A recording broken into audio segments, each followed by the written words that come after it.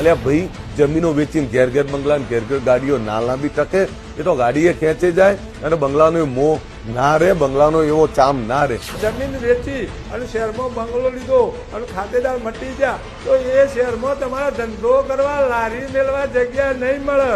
અને કદાચ ખેતરમાં ગામમાં પ્લોટ નહીં હોય તો ખેતરમાં મકાન કંઈક પણ રવાશે.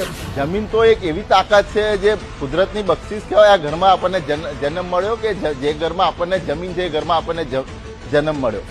જમીન તો બા છે ને, બા છે. અને માને કોઈ દિવસ આપણે આગી ન કરાય. ધીરે ધીરે આગી કરી છે ને પછી બહુ આગી થઈ જાય. અને એટલે જ કહું છું બધું વેચજો, પણ જમીન રૂપી જમીન ન વેચતા.